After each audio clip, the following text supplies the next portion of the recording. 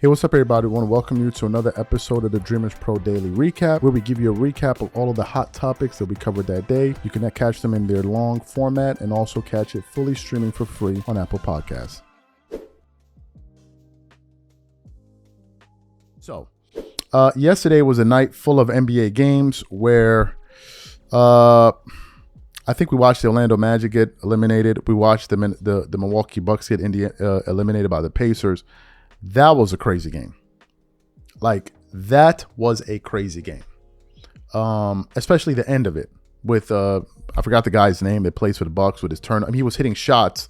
He was helping and hurting the Bucks at the same time. And then that pass, when it went through his fingertips, I'm just like, you can't even make this up, right? Little did I know that I was going to be seeing some disappointment later on in the night when the Clippers ended up losing to the Denver Nuggets. But at the end of that game, obviously, you saw that altercation that took place between Giannis and Tyrese Halliburton's dad and all of that, and people arguing who's in the right, who's in the wrong.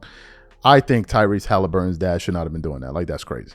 Right? That's crazy. He was taunting him. Giannis wasn't talking to nobody. And then the other stuff with the altercation with the other players and all, I'm like, yo, what the hell is going on here? So that was crazy.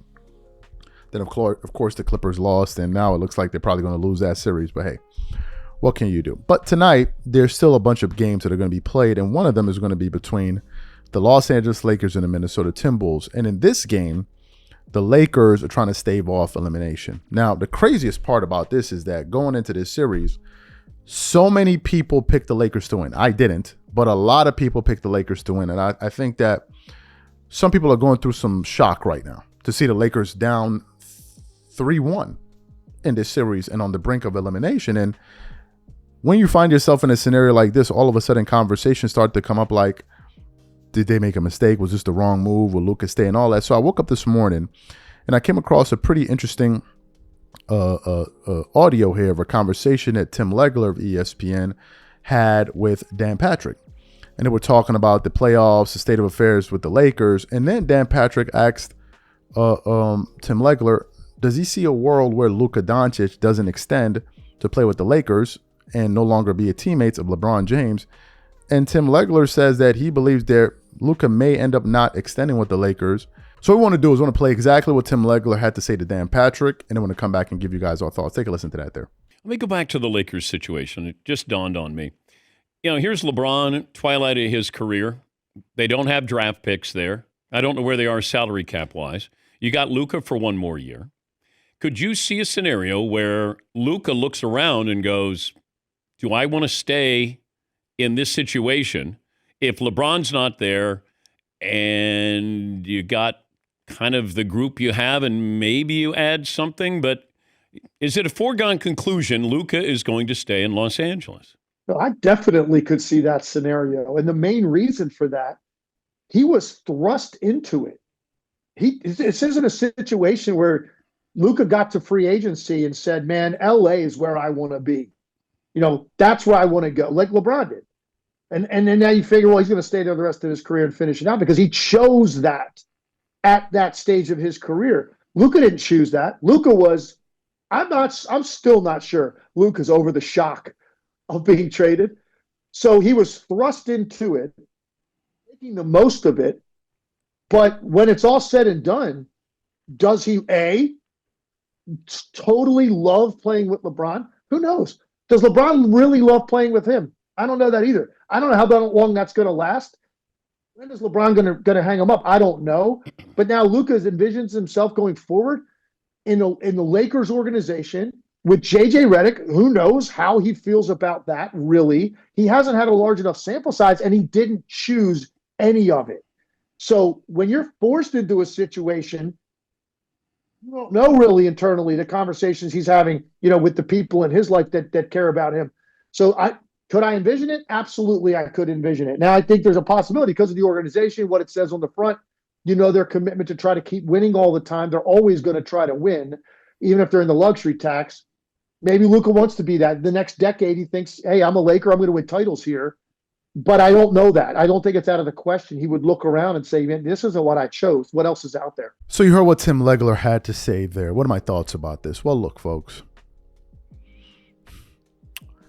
I think that, first of all, if the Lakers lose this series, it's gonna send shockwaves through the NBA community, right? It's going to be the number one talking point. Like it always is, it seems, these playoffs, whenever the Lakers lose, other things are going on in the playoffs, they're still going to talk about them. That's number one. Number two, I'm already hearing stuff about, Giannis can go to the Lakers or because of the situation with Milwaukee. I think they mentioned Nikola Jokic and all of these different things. They're already planning the next title, right? I'm like, Giannis ain't going to no damn Lakers. But anyway, you have that. But if Luka were to leave, I think that this would be devastating because the Lakers would have taken a serious gamble and it wouldn't have paid off. This all started back when they brought in LeBron James, because when LeBron came in, they got the new face of their franchise. Then LeBron was able to recruit AD, who was supposed to be the future of their franchise. But LeBron seriously could just not let AD be the number one option. He had to keep chucking up shots and all of that stuff. But in this season, we thought AD was going to be the number one option. That didn't happen. So the Lakers then saw an opportunity to trade for a younger star in Luka, who's about 4 years younger than AD. And they're like, okay, we're going to swap them out. We're going to get a more injury-prone player out of here, get a younger star to pair him up with our older star in LeBron James. But if you have a scenario where Luka leaves, then essentially the Lakers would have lost out on Luka, lost out on AD, and be left with LeBron James, who could also leave. That would be a disaster because even if LeBron stayed, the Lakers would have no future. Now, they probably would have a lot of cap space. I'd have to look at it, but they would not have to go out there and try to scramble and get another star to go out there and play with LeBron James. So that would be devastating. And I think that it's in the best interest of the Lakers to try to keep Luka, because what else do they have? What other options do they have? The only other option they have is Luka leaves and they replace him with another star, right? But who's out there? You say Giannis. Okay, you go get Giannis. You still need somebody else because clearly you have Luka and LeBron if you can't win. So clearly, whatever it is, you still need another person. But if that were to happen, man, it would be a disaster, number one. Number two, if they lose, do you know who's going to be grinning from ear to ear like the Grinch that stole Christmas? Nico Harrison. Nico Harrison going to be over there laughing his ass off. So this needs to work out in terms of they need to win this series to save face. They need to win this series. Criticism was already being heaped on JJ Redick, deservingly so. So they need to win it. But for Tim Legler, who's an insider at ESPN, works at ESPN, to say that he believes there's a possibility that Luka may not extend with the Lakers to play with LeBron going into the future, that would be a disaster. Now, if LeBron was 25, 26, 27 years old, I would say the Lakers are in great shape. They still have a very young superstar. But in this case, LeBron will be, 41 next year? You have no future. He's old, right? He's old. You may think he's great, and he is good to a certain extent, but he's still old, right? And usually, over time, teams try to get younger, right? They try to get younger. You can't put your hope and faith in, we have LeBron James. No, if that's what you're hoping on, you really don't have anything. So a lot is riding on this series. I think that if they win this series, the probability of Luka staying goes up. I also think that if they end up getting knocked out at a certain point this playoffs, but they advance a few rounds, I think that it would behoove the Lakers to try to build a team that's more suitable for Luka. A lob threat and all of that. So we'll have to see.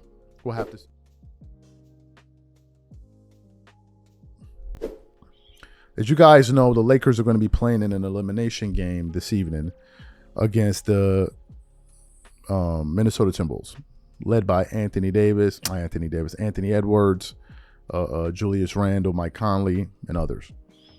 Right? And for a lot of people, it's surprising to find themselves in this situation. But a few months ago, the trade went down when the Dallas Mavericks traded away Luka Doncic for Anthony Davis. And at the time, I said that the Dallas Mavericks won the trade in the short term and the Lakers won it in the long term. But then AD got hurt immediately in the first game that he played, so that ended up looking like a disaster. Nico Harrison has been, they have just been tearing him a new one every time he opens up his mouth and speaks. And in the case of the Lakers, they were rolling with Luka and all of that, and every game Luka played well, and every game the Lakers did well. it would just make Nico look worse and worse and worse and worse. Fantastic. But then the playoffs started. And going into the playoffs, a lot of people picked the Lakers to win this series. I didn't, but a lot of people did. And now the Lakers find themselves in a 3-1 deficit, and all of a sudden people are beginning to double back to Nico Harrison. And a lot of people are now beginning to say that this guy looks like a seer. He looks like a forerunner, like an oracle, because he clearly saw something that everybody else didn't see. And then if this thing doesn't work out, Nico Harrison is going to come out looking like, he's going to come out here looking like a damn Luke Skywalker, man. Like people are going to be looking at him like, damn, this dude really saw it before the rest of us saw it. And one of the people that has been, to be fair, on the side of Nico Harrison for this trade was Kendrick Perkins. Kendrick Perkins has always said that he believed that the Mavs won this trade. And just yesterday, as he was discussing the state of affairs with the Lakers, he then said, that Nico Harrison may have been right about Luka Doncic. And I was like, damn, this thing is flipping very quickly. So what we want to do now is we want to play exactly what Kendrick Perkins had to say about Luka and Nico Harrison, and then I'm going to come back and continue on the show. Take a listen to Kendrick here. Watching the fourth quarter, the second half, the fourth quarter in particular, I saw what Nico Harrison was talking about.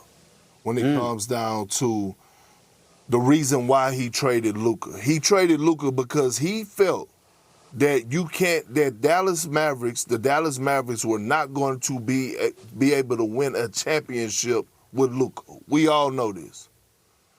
I didn't feel that way watching the game looking at Anthony Edwards. I'm saying to myself, Anthony Edwards is going to win a championship before Luka Doncic. Anthony Edwards is built different. Anthony Edwards is a better all-around basketball player than Luka Doncic. Now, I could come on here like I did earlier in the segment. I could blame J.J. Redick, rightfully so, for the minutes that he played LeBron James at 40 years old. But like I said, Luka is young. He should have been able to play those 24 minutes straight. Anthony Edwards did, and Anthony Edwards thrived in those minutes. And so when I look at what he's done and what he's doing, not only did he send KD home last year, he sent Jokic home last year. He's now about to send LeBron and Luka home this season because they're going to win this series. And think about this for a second. In the next round, he could possibly be facing Steph Curry. And guess what? What if he send them home, which he absolutely has a chance to send Steph Curry packing. This man is just built different. And it's not just about the 40-plus points and the assists and the rebounds. He defends his ass off. He wanted smoke with LeBron. He wanted smoke with Luka. That's what I like. He wanted smoke with Austin Reeves. I'm looking at Anthony Edwards and I'm saying to myself, he is a top 5 player in the game today. Today. If I'm starting the franchise, yes, we know we have Jokic, we have Giannis, we have those guys, but damn it, you better not overlook Anthony Edwards. So you heard what he had to say. What are my thoughts about this? Well, one of the criticisms about Luka is his lack of defense. The thing about that, however, is we've always known this. This is not a secret that Luka is not a stalwart on the defensive side of the floor. Like, we all knew this. The thing is, however, if you look at that Dallas Mavericks team last year, the players that Luka had around him were able to hide his defensive deficiencies. Go back to the 2001 Sixers with Allen Iverson. Okay, AI was a scorer, number one, a playmaker, number two, but he was a defensive liability. Number one, because of his size, and he wasn't known as a defender, although he can get steals. So what the Sixers did was they surrounded him with a whole bunch of defenders. Dikembe Mutombo, Aaron Key, or all the Eric Snow, all of these other guys that could just defend, right? So he had the right group of players around him that would allow him to maximize what he's good at. They would cover up for his deficiencies, and it worked. They went to the finals. They beat Shaq and Kobe in game one in the finals. That was the first and only game that the Lakers lost that year. AI, I believe, dropped 48 points, and it was just crazy, right? Crazy. So in the case of Luka, it was something similar. He wasn't a great defender, although at stretches last year in the playoffs, he did play great defense. But they had great defenders around him, like the PJ Washingtons and others of the world. But in the case of the Lakers, that's not the case. As a matter of fact, three of their best players are not known for defense right now. LeBron doesn't play defense. And if he does play defense, it's going to take away from his offense, as you saw in Game 4. Austin Reeves is not a defender. Luka Doncic is not a defender. So the players around him are totally different, and therefore he's being exposed a little bit more, right? So his defensive deficiencies are becoming more pronounced, and they're more glaring now, right? And Kendrick is essentially saying, this is what Nico saw. Hence the reason he always doubled down and said, defense wins championships, defense wins championships, defense wins championships. Now, is Nikola Jokic a great defender? Not really, but he won a championship, right? Is Giannis a great defender? Yes, he won a championship, right? So it's not always true. But the fact is, when teams begin to lose, we must always look for something to say, this is the reason that they're losing. But in this particular situation here, if the Lakers lose this series, given everything that has been said about Nico Harrison over the last few months,